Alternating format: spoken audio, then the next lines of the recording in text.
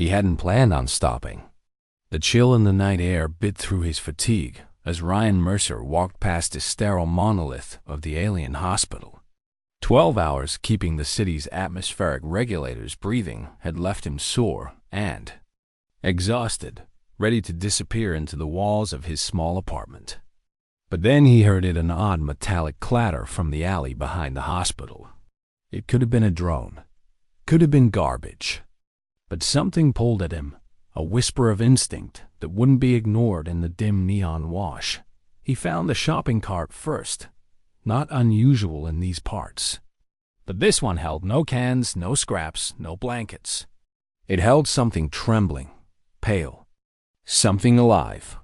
She lay curled within it like a discarded whisper of life skin, like frost and silver hair spilling over the rim. He stepped closer, drawn not just by her fragility, but by the light in her eyes when she turned to him. Turquoise and glowing, not with sickness, but with something deeper, a question. Maybe even hope. They said I wasn't worth saving. She breathed, her voice fragile like glass in wind. Too sick. Not cost-efficient. The words ignited something in Ryan. He knew the Vexillians. Their medicine was advanced, but their compassion had been optimized out. If you couldn't prove your value on a spreadsheet, you didn't deserve to live. But here she was, shivering in the dark, thrown away like faulty wiring. He gave her his jacket without thinking, tucking it gently around her shoulders. The hospital's cold light still glared behind him, but he didn't look back. The future, for once, was in front of him. "My name's Ryan," he said. "You don't have to die here. I know someone who might help." She looked up, searching his face as though trying to read something buried beneath layers of muscle and fatigue. "I'm Vonra," she whispered, and he carried her into the night, the first threads of something ancient and new weaving silently. Between them, she weighed almost nothing, yet something about carrying her felt immense, like he had taken the gravity of another world into his arms. The city's alien quarter pulsed dimly around them, neon signs flickering in 12 languages, the streets strangely quiet at this hour. He held her close as they walked, and she held on to him as if he were the last point of warmth in a universe gone cold. "Why?" she asked softly, her voice barely louder than the hush of their footsteps. "Why help me?" Ryan didn't answer right away. The answer was both simple and impossible. "Because no one should be discarded," he said eventually. "Because doing the right thing doesn't require a reason." She studied him then, not like a stranger, but as if trying to understand the fabric of his choices, the angles of his soul. "Your doctors, they would have done the same?" He hesitated. "Some might have, but I'm not a doctor. I fix things that break." "Am I something broken?" "No," he murmured. "You're someone who deserves a chance." Kazar's clinic appeared between. A noodle shop and a pawnbroker, its flickering sign welcoming all species. It looked eccentric and cluttered, yet warmer than the towering coldness of the hospital they'd left behind. When Kazara opened the door, towering and feline with fur like ink in sunlight, he took one look at the fragile bundle in Ryan's arms and motioned them inside. Ryan had to explain quickly how she'd been left, how the system had deemed her unworthy. Kazara's tail lashed once in quiet fury. "Barbaric," he muttered, "but familiar." To Vonra, Kazara offered only gentleness. "I'm Kazara," he said. "May I examine you?" She looked to Ryan first. Only after seeing the silent nod he gave did she agree. Trust, fragile and newly born, was already blooming into something stronger. Kazar's scans confirmed what the Vexillians had deemed terminal, a syndrome rare and poorly understood, but not hopeless. "Never that. I can help," Kazara said. "But I'll need something uncommon." Ryan's jaw tensed. "What kind of something?" "Phosphorescent algae. From Europa's deep-sea vents. Illegal. Dangerous. Forbidden by layers of bureaucracy." But Kazara, unflinching, met his eyes. Without it, she dies. Ryan looked down at Vanra. She wasn't pleading. She just waited. But her eyes glowed with a silent question. "I'll get it," he said. He wasn't sure where the courage came from. Only that it was already too late to unfeel what he felt Kazara's. Clinic hummed with soft bioluminescent creatures, tanks of drifting orbs and quiet fluttering wings, but Ryan's focus was on her. Vanra looked impossibly delicate on the exam table, like she could vanish into mist if he looked away too long. The moment Kazara confirmed the algae might save her, Ryan knew the laws meant nothing to him now. Not compared to her breath. Not compared to that glow. "She can stay here tonight," Kazara offered. But Ryan shook his head. "No, she's coming with me." Kazara gave him a curious look, half amused, half knowing. "Ben should need these every 6 hours and keep her warm. Lumidians don't regulate heat well when they're ill." Vanra leaned into Ryan as he helped her up, her body light and strangely warm against his. She smelled like ozone and something softer like the memory of a flower blooming in the dark. Outside, the night had deepened, colder now, but Ryan held her close. "You're unusual," she said. "Your kind is unpredictable. I feel your concern. It's intense." He flushed, remembering Kazar's words about empathic sensitivity. Could she feel what he hadn't even dared name? When they reached his apartment, the lights inside seemed too human, too ordinary for the alien presence in his arms. Still, she smiled as he let her in. She admired the clutter, the old books, the warmth of objects with history. This place, it's textured, full of echoes. Ryan gave her some clothes, oversized but clean. When she emerged, wearing his shirt and sweatpants rolled comically at the waist, something shifted inside him. She was alien, yes, but also strangely familiar, as if she'd always been meant to be here. But then she swayed. Her knees gave out. Ryan caught her. Her skin glowed brighter, too bright, and her breath came in shallow gasps. "My body's losing." "Regulation," she whispered. Ryan scrambled for the medication. But she needed more than chemistry. She needed balance. And balance, that was something he understood. Not in bodies, but in systems. And maybe, just maybe, those weren't so different. After all, he rushed to his workbench, piecing together a crude modulator, fingers moving with the urgency of fear. He returned to her side, breathless. This might feel strange. He warned. He placed it against her chest. The effect was immediate. Her pulsing glow slowed, steadied, softened. Her breath evened out. Her eyes fluttered open. "It's working." She breathed. Ryan felt his own tension release like a dam giving way. "You scared me." She looked at him with something new in her eyes. Not just gratitude. Not curiosity. "You felt fear? For me?" "Yes. Yes." And as the modulator pulsed quietly, between them, so too did something older, something unspoken, something rising. Her skin glowed like moonlight filtered through water, and the energy beneath it pulsed in rhythmic waves. Ryan had never seen anything so beautiful, and certainly never touched it. But now, here they were, his fingers brushing against the patterns, swirling under her skin, drawn forward not by impulse, but by resonance. "You can see it?" She whispered. "The patterns?" He asked. "Yes." They single quotes alive. Her breath caught, her eyes widening in wonder. Most species can't. It's how we express what words can't hold. Emotion, truth, desire. Ryan's breath hitched. He hadn't meant to intrude, but her luminescence had called to him. The light beneath her skin seemed to dance in response to his nearness. It wasn't language in the traditional sense. It was an intimate confession, broadcast in light and rhythm.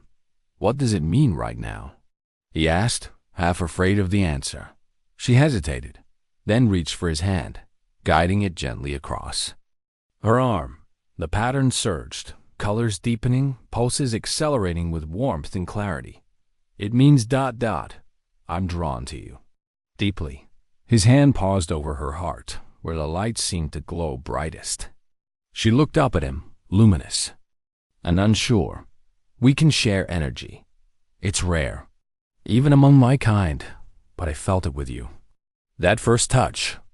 Ryan was quiet, the magnitude of what she offered anchoring him in place. This wasn't affection. This was something elemental, something their bodies understood before their minds could name it. May I? He asked, his voice nearly a whisper. She nodded. When their skin touched fully, the current that passed between them was more than electrical. It was cellular, spiritual, gravitational. His fingers became threads pulling through the loom of her body, and everywhere he touched, her light responded. It wasn't passion in the way humans measured it. It was deeper. A conversation written in pulses and glowing harmonics. Two worlds discovering they had always been part of the same equation. And then she gasped, not in pain, but in astonishment. It's perfect, she said, awed. We resonate. Fully. That shouldn't be possible. Her fingers found his face, tracing his jawline as if memorizing the foundation of a miracle. It's sacred, she whispered. Where I come from, resonance. Like this binds souls. Ryan closed his eyes. Her energy was inside him now, not draining him, but filling spaces he didn't know had been empty. It wasn't love, not yet, but it was the shape love would eventually grow to fill. And as the night deepened, neither of them felt its weight. They had crossed the line where explanation ends and connection begins. Morning crept in, quiet and golden, cutting gentle lines across the bed where they lay wrapped around each other. Ryan felt the warmth of her even before his eyes opened, the soft presence of something new, something real. Her glow had softened in sleep, but it still radiated. Beneath her skin, like embers banked under snow. He could feel her, not just physically. Something lingered inside him, like an echo humming in his bones. He watched her breathe, her silver hair tangled against his pillow, and marveled. This had started with a simple decision, a moment of conscience. But that moment had bent the arc of everything. His communicator buzzed. Kazara's face filled the tiny screen, whiskers twitching with urgency. Ryan, listen carefully. The Vexilian authorities, they're tracking her. They know she's not where she's supposed to be. You have to move, now. The words hit Ryan like a jolt of electricity. How long do we have? Minutes. There. Sweeping districts. Go to the spaceport. Docking Bay 94. A friend of mine will be waiting. You're going to Europa. As the screen faded to black, Ryan turned to find Vonera awake, already sitting up, already knowing. They're coming for. Then we go. She nodded once, the glow beneath her skin intensifying for just a breath before settling again. Ryan packed quickly, grabbing the medication, the modulator, anything that might be useful. He handed her a simple jumpsuit functional, better than his oversized clothes, and she changed swiftly, her movements steadier than before. You're stronger, he said. She touched her abdomen. Last night, it strengthened me. Your energy did. That truth hit him in a place deeper than understanding. She was alive because of something they shared. Not a gift, not a cure. A connection. A sharp knock interrupted the moment. Enforcement. Division called a metallic voice. Open immediately. Ryan's heart leapt. No more time. He gestured silently to the bedroom. Fire escape. They moved together, swift and silent. Down the cold metal ladder, into the alleys Ryan knew from late-night walks. Behind them, he heard the crash of his door being forced. A shout. A command. They were being hunted. They ran. 15 blocks to the spaceport. Normally a calm 20-minute walk. They would have to fly. A hover taxi. miraculously empty. Ryan flagged it down, breathless. "Spaceport," he gasped. "Fast as you can." The driver stared at them, copper-skinned and four-eyed, his expression unreadable. "Running from something?"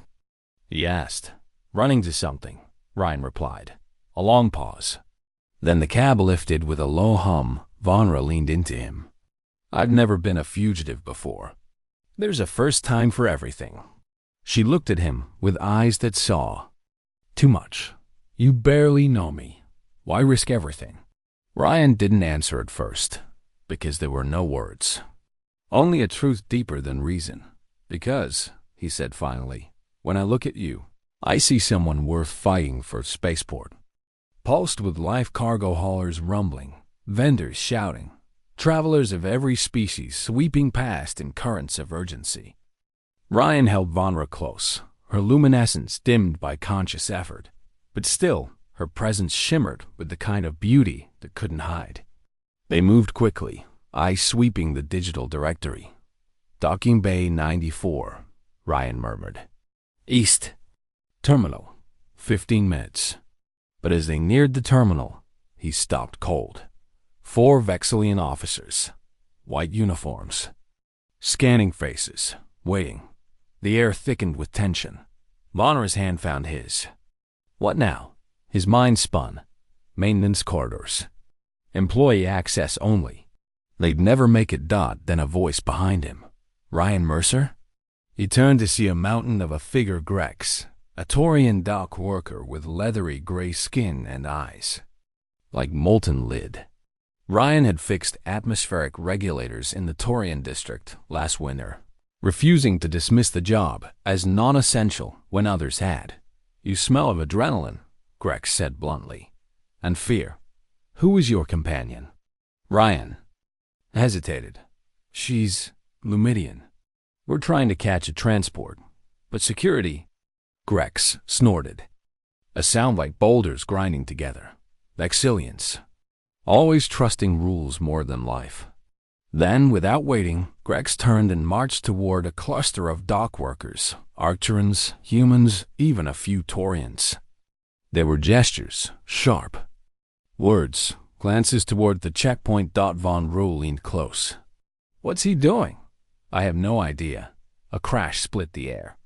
A cargo container burst open near the checkpoint, spilling gelatinous creatures that bounced and oozed in every direction. Travelers screamed. Security panicked. Grex reappeared. "Gallants," he said dryly. "Harmless. Excellent distraction. Come." They slipped through a maintenance door into dim, metallic corridors that bypassed the public terminals. Other workers nodded at Grex as they passed, no one asking questions. "Why are you helping us?" Ryan asked. Grex didn't look back. "Because I remember who helped me, and because I hate bureaucrats who assign value to lives like accountants." They emerged in a quiet docking bay where a rugged cargo ship waited, its hull scarred, its presence unpretentious. "The Persistent," Grex announced. "Captain Hardy's expecting you." A man appeared on the loading ramp, mid-50s, weathered, hard eyes, worn leather flight jacket that still bore faded insignia. "Of Earth Alliance Special Forces. You are passengers?" he called. "Then get aboard. The Vexillians will catch up soon." Ryan and Vonra climbed the ramp. Hardy nodded once. James Hardy, ex-military, now just a humble smuggler. "Ryan Mercer," Ryan said. "This is Vonra." "No time for pleasantries," Hardy said, sealing the ramp. "We've got 3 minutes and a shrinking window." As the ship rumbled to life, Hardy led them to the bridge. Not sleek, not flashy, but alive with purpose. Reeled out Ryan helped Vonra into the co-pilot's seat, strapping her in. Their eyes met, and for a moment, everything else fell away. "You have remarkable friends," she whispered. He smiled. Didn't even know they were friends. Hardy's voice came over his shoulder. "Europa, right? You're in luck. I've got clearance near the deep sea vents." He flipped switches. "Hold tight."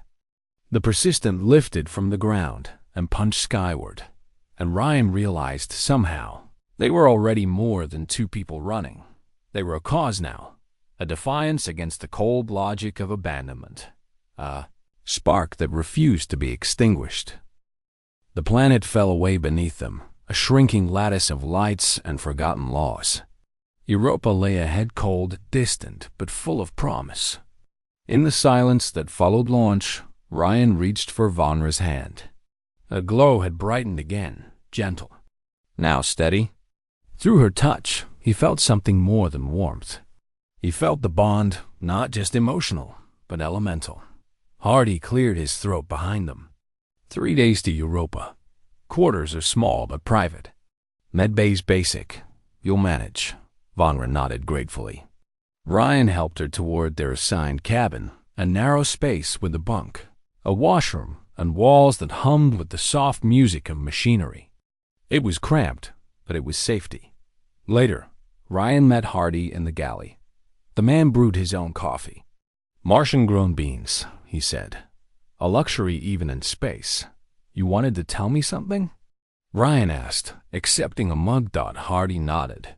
From his jacket, he withdrew a projector. A soft flicker, and an image appeared, a woman, alien, beautiful, her skin a shimmering shade of blue-green. Miela, he said quietly. My wife was. 15 years together before a Vexillian panel ruled her condition unviable. Ryan stared at the hologram. The same weight in Hardy's eyes now lived in his own chest. They said no. Just no. By the time I found someone willing to try, it was too late. He shut off the device with a snap. So when Kazara called about you too, I couldn't walk away. Ryan nodded, the silence between them thick with shared understanding. When you find something rare, Hardy said, you don't let go. Even if the whole damn universe tells you it's not allowed. Ryan thought of Vonra's skin lighting beneath his touch. Of the bond that had formed, not by permission, but by truth. It's happening fast, he admitted. Hardy chuckled. Low. And dry. It always does, son, when it's real. He stood and handed Ryan a medical case. Kazara sent this. A stronger stabilizer. Should help until Europa. Back in their quarters, Ryan found Vonra curled in the bunk, sweat beating her forehead.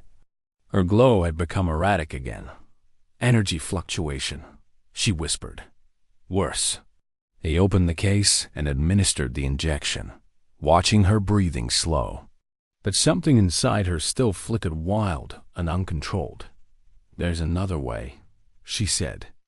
Our connection, it stabilized me before. It's more powerful than the medication. She reached for him, her hand warm despite the tremors in her body. When we share energy, it harmonizes everything. Ryan leaned in, brushing a strand of hair from her cheek. Do we resonate now? Yes, she breathed. When their bodies met, it wasn't need that drove them. It was the resonance itself, deep and pure. As their skin touched, her light flared, not wild, but beautiful. The patterns moved in perfect synchrony, waves meeting and folding, creating something new. Not a moment of passion, a ritual, a restoration. When it ended, she was glowing, not faintly, but fully, her patterns calm and brilliant. And within that glow, something new pulsed, different. Focused. Vonra took his hand and placed it on her abdomen. Do you feel it? She asked, her voice soft with awe. He did. A new energy. A new rhythm. Not hers. Not his. Theirs. A child, she whispered. And Ryan's heart opened to a truth bigger than fear, deeper than logic. A life born not of biology alone, but of impossible connection. Of something no bureaucracy would ever understand. The revelation sat between them like starlight, impossible to hold, but undeniable in its presence. A child, half human, half Lumidian. Something not just rare, but unheard of. And yet, it was real. Ryan could feel it, a pulse, a thread woven from both of them, wrapped in luminescence and warmth. He laughed. Not from certainty, but from awe. "We'll need that algae more than ever," he said, touching her cheek. "For both of you." Vanra's eyes shimmered, not just with glow, but with gratitude. "When I was discarded, I thought it was the end, but it was only the beginning." Before that feeling could settle, a voice crackled over the ship's intercom. "Hardy, approaching Europa. We've got a problem." The message that followed was automatic, cold. "Europa Research Station Alpha under Vexillian quarantine. Docking. Denied. Maintain minimum safe distance." Ryan's blood chilled. "They beat us here. All stations will be locked down," Hardy confirmed. "But I didn't smuggle people across war zones just to give up now." He opened a secure channel. Kazara's face appeared on screen, his whiskers twitching with urgency. "They want her, Ryan," Kazara said grimly. "Not to heal her, but to study her. To dissect what shouldn't be possible. A human-Lamidian bond was already extraordinary. A conception? It defies every rule they know." Ryan looked toward the doorway, where Vanra stood silently, her hand again resting protectively over her abdomen. He moved closer to her, shielding her with instinct. "Then we disappear." "I anticipated this," Kazara said. "There's a vessel and independent research ship, the Curiosity. Southern Hemisphere. Outside jurisdiction. Dr. Mara Hamish leads it. She's no ally to the Vexillians." Hardy didn't hesitate. "Send coordinates."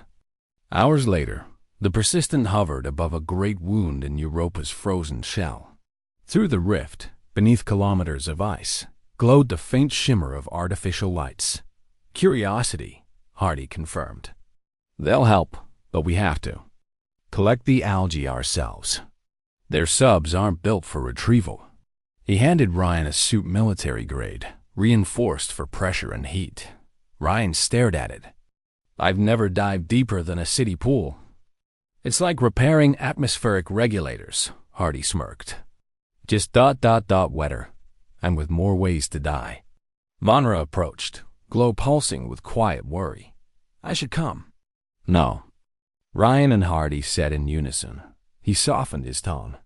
"For you, for the child, it's too dangerous." She placed his hand on her abdomen again. "Then take this. Feel it. Let it guide you back." He did, and through that touch, he felt not only her trust, but something else, something timeless. As though her heartbeat now echoed inside him.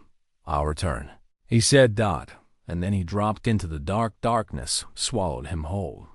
Beneath Europa's crust, light was a foreign concept. Only the submersible's artificial glow cut through. The black revealing drifting creatures that moved like dreams. At 3,000 meters, the ocean floor revealed its breath-thermal vents, exhaling clouds of mineral-rich water into a world of silence and pressure. There, among the plumes, grew what they had come for, algae that shimmered like starlight under the sea, pulsing with the strange life of Europa's hidden heart. Ryan worked methodically, drawing on years of precision from repairing regulators and heat exchange systems. The stakes had never been this high, but his hands were steady. He gathered samples from 3 vents, each different in hue, texture, and glow. Dr. Hamish had said diversity mattered, and something in his bones told him she was right, but more than science guided him. He felt her Vanra like a beacon across the silence. Their resonance didn't weaken with distance. If anything, it guided him. A rhythm that echoed through the dark and kept his fear at bay. When the last container sealed, he turned the submersible upward. The ascent took longer, every meter stretching the silence, every second pressing down like the ocean itself didn't want to let go. But he broke the surface. Back aboard the Curiosity, Dr. Hamish wasted no time. Her lab glowed with equipment, and her fingers moved quickly, analyzing, isolating, extracting these compounds. "They're rewriting her energy pathways," she murmured. This isn't just treatment, it's cure. Permanent, if applied in time. A proximity alarm shattered the moment. Hardy's voice thundered through the speakers. Vexillian enforcement vessel inbound. 15 minutes. Dr. Hamish handed Ryan a sealed case. 3 doses. That's all you'll need. 1 now. 1 for the child. 1 for resilience. Her gaze softened. What you two have done it rewrites biology. Don't let them rewrite your lives. He ran, case clutched tight. Back through the corridors. Into the lift. The persistent awaited like a guardian beast rising from its slumber. They docked, and Hardy wasted no time. The ship roared to life. As they accelerated, Europa and its approaching predator grew smaller in the viewport. The enforcement vessel, unable to match Hardy's command of physics and desperation, dot in their cabin. Ryan administered the first dose. Vonra gasped, but not in pain. Her glow steadied instantly. The erratic flickers replaced by luminous rivers of light flowing beneath her skin. It's working, she whispered, tears catching light at the corners of her eyes. He placed a hand over hers on her stomach. The second glow, the child, was stronger too. Not just surviving, thriving. Vonra looked at him, overwhelmed, radiant. When they left me outside that hospital, she said, I thought my life was ending. Ryan held her close. It was just beginning. She leaned into him. And you? You were the first to see me. No, he said gently. I was just the first to refuse to look away. 6 months later, the stars outside the orbiting medical station pulsed with quiet watchfulness. Earth lay below, serene and vast, its familiar blues and greens offering the illusion of simplicity. But inside the station, something unprecedented unfolded. Von Ra gave birth to a daughter. She was perfect. Her skin shimmered with the gentle luminescence of Lumidian ancestry, but her eyes, dark and sharp, were her father's. The child, born of 2 worlds never meant to cross, defied every expectation, every biological doctrine etched into alien textbooks. Her glow didn't flicker like Vonra's had during illness. It danced, curious and confident, already attuned to the emotional waves around her dot. They named her Nova, a new light, a new Genesis. Kazar arrived from New Phoenix, his ever-present humor softened by reverence. Healthiest hybrid I've ever seen, he declared, tail flicking. Not that I've seen many. But still, Captain Hardy followed, no longer just an ally. He'd become family. He presented a tiny replica of his old flight jacket, patches and all. For when she's ready to explore the stars, he said, blinking away something suspiciously like emotion. The Vexillian Health Authority eventually retreated, faced with Earth Alliance protection and a truth too visible to deny. The child they had written off before conception now pulsed with undeniable life. Life they had no hand in and no claim to. One night, Ryan sat with Nova cradled in his arms. Her glow responded to his heartbeat, forming tiny constellations beneath her skin that pulsed in time with his thoughts. She could already sense him, already reflect him. It was more than recognition. It was resonance. Von Ruy sat beside him, her gaze as soft as moonlight. What are you thinking? She asked. He looked down at the child. That a single act of kindness changed everything. She smiled, resting her head on his shoulder. You didn't just save me, Ryan. You changed the future. For me, for her, for what people will believe's possible. He nodded. I used to fix things that broke. Now I see that sometimes we're not meant to fix what's broken. We're meant to believe in what's overlooked. Vonra's glow brightened, wrapping around all 3 of them in a soft pulse of light. You know what humanity's greatest gift to the universe is? She asked. What? The refusal to accept limits. He looked down at Nova, whose tiny fingers curled around his, a light dancing like hope, and the belief, Vonra added, that everyone deserves a chance. As Nova's luminescence wrapped around their hands, echoing with joy and strength, Ryan understood that this was more than survival, more than rebellion. This was a miracle born from defiance, and in the quiet between stars, their light human, alien, refused to fade. It chose to shine forever.